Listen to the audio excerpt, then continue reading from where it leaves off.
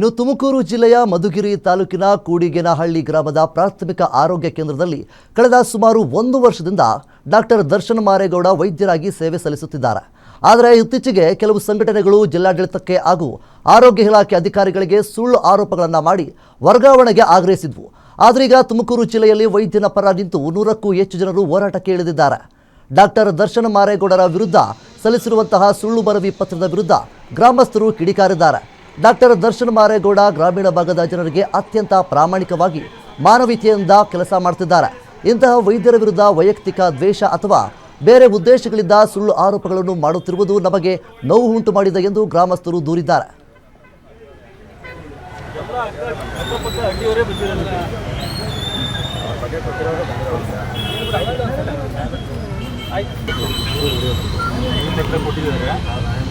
Doctor ಸರಿ ಇಲ್ಲ ಅಂತ ಕೊಟ್ಟಿದ್ದಾರೆ. ಯಾವ ಥರ ಸರಿ ಇಲ್ಲ ಅಂತ ಅವ್ರು ಹೇಳಿಲ್ಲ. ಅದರಲ್ಲಿ ಏನು ಸರಿ ಇಲ್ಲ ಅಂದರೆ ಈಗ ಗೌರ್ಮೆಂಟಿಂದ ಏನು ಸಪ್ಲೈ ಬರ್ತಾ ಇದೆಯೋ ಮೆಡಿಸಿನ್ ಅದು ಕೊಡೋದಕ್ಕೆ ಲಭ್ಯ ದುಡ್ಡು ಕೊಡ್ತಾರೆ. ಅವ್ರ ಮನೆಯಲ್ಲಿ ದುಡ್ಡು ಕೊಡೋಕ್ಕಾಗಲ್ಲ.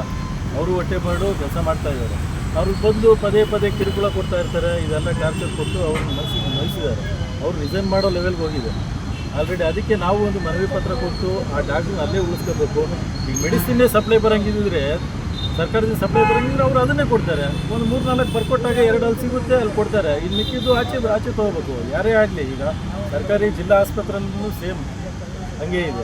ಅದಕ್ಕೋಸ್ಕರ ಡಾಕ್ಟ್ರು ನಮ್ಮನ್ನು ಅವ್ರನ್ನ ನಾವು ಉಳಿಸ್ಕೋಬೇಕು ಅಂತ ಬಂದಿದ್ದೀವಿ. ಯಾರೋ ಅಪಪ್ರಚಾರ ಮಾಡಿ ಇಲ್ದಿರೋ ಸಲ್ದಿರೋ ಸುದ್ದಿನೆಲ್ಲ ಅವ್ರ ಮೇಲೆ ಹರಡ್ತಾ ಇದ್ದಾರೆ. ಆದರೆ ಅದೇ 1% ಸರಿ ಇಲ್ಲ. ಅವರು ತುಂಬ ಅನುಕೂಲ ಮಾಡಿಕೊಡ್ತಿದ್ದಾರೆ ಎಲ್ಲ ಜನಗಳಿಗೋಸ್ಕರನೂ. ಅವರು ನಮಗೆ ಏನಾದರೂ ಹುಷಾರಿಲ್ಲ ಅಂದರೆ ಒಂದು 5 ಥರ ಮೆಡಿಷನ್ ಬರೆದ್ರೆ 4 ಥರ ಅವ್ರು ಕೊಡ್ತಿದ್ದಾರೆ. ಒಂದು ಥರದ್ದು ಆಚೆ ಬರ್ಕೊಡ್ತಿದ್ದಾರೆ. ಅದರಲ್ಲಿ ಅವ್ರದ್ದು ಯಾವುದೇ ಥರದ ತೊಂದರೆನೂ ಇಲ್ಲ. ಅವ್ರಿಗೆ ಸಪ್ಲೈ ಕರೆಕ್ಟಾಗಿದ್ದಿದ್ರೆ ಅದನ್ನು ಆಚೆ ಬರ್ಕೊಡ್ತಿರ್ಲಿಲ್ಲ. ಅವರು ರಿಕ್ವೆಸ್ಟ್ ಮಾಡ್ಕೊಂಡು ಆಚೆ ಬರ್ಕೊಡ್ತಿದ್ದಾರೆ.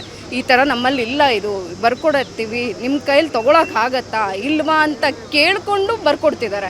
ಆಮೇಲೆ ಯಾವುದಾದ್ರೂ ಗಾಯ ಆಗಿರೋ ವ್ಯಕ್ತಿ ಆಗಲಿ, ಇನ್ನೊಂದು ಆಕ್ಸಿಡೆಂಟ್ ಆಗಿರೋ ವ್ಯಕ್ತಿ ಆಗಲಿ, ಹಾಸ್ಪಿಟ್ಲಿಗೆ ಹೋದರೆ ಅವರು ಸ್ವಂತ ಅವ್ರ ಕೈಯಿಂದ ವಿತೌಟ್ ಗ್ಲೌಸು ಕೈಯಿಂದ ಮುಟ್ಟಿ ಅವ್ರನ್ನ ಯಾವುದೇ ಥರದ ಸ್ಮೆಲ್ಲು ತೊಗೊಂಡು ಅವರು ಏನಾಗಿದೆ ಏನು ಅನ್ನೋದನ್ನು ಅಬ್ಸರ್ವ್ ಮಾಡಿ ಅವ್ರಿಗೆ ಮೆಡಿಷನ್ ಬರ್ಕೊಡ್ತಿದ್ದಾರೆ.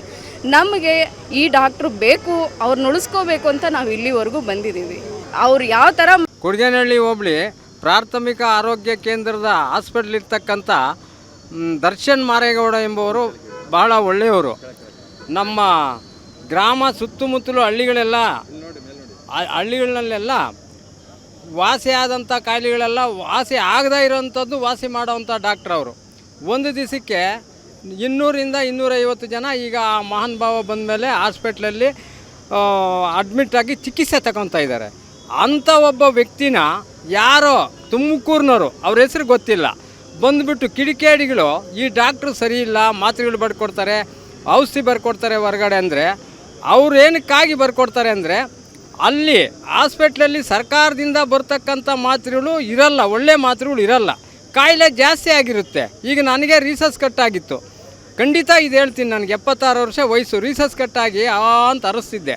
ಪಾಪ ಹೋಗಿದ್ದಕ್ಕೆ ನಮಗೆ 3 ದಿವಸದಲ್ಲಿ ನನ್ನ ಆರೋಗ್ಯ ಎಲ್ಲ ಸರಿ ಮಾಡಿ ನನ್ನಂಥ ವಯಸ್ಸಾದವ್ರಿಗೆ 100 ಜನಕ್ಕೆ ಪಾಪ ಚಿಕಿತ್ಸೆ ಕೊಟ್ಟು ಒಳ್ಳೆ ಡಾಕ್ಟ್ರ್ ಒಳ್ಳೇದು ಮಾಡೋರನ್ನ ಈ ಡಾಕ್ಟ್ರ್ ಸರಿ ಇಲ್ಲ ಅಂತ ಹೇಳ್ಬಿಟ್ಟು ಕಿಡಿಕೇಡಿಗಳು ಬಂದು ಅವ್ರನ್ನ ವರ್ಗಾವಣೆ ಮಾಡೋಕ್ಕೆ ಪ್ರಯತ್ನ ಮಾಡ್ತಾಯಿದ್ದಾರೆ. ಸ್ವಾಮಿ, ದಯವಿಟ್ಟು ಶುಭ ಕಲ್ಯಾಣಿ DC ಮೇಡಮ್ ಅವ್ರಿಗೆ ನಾನು ವಂದನೆಗಳನ್ನು ಕೇಳ್ಕೊತಾ ಇದ್ದೀನಿ.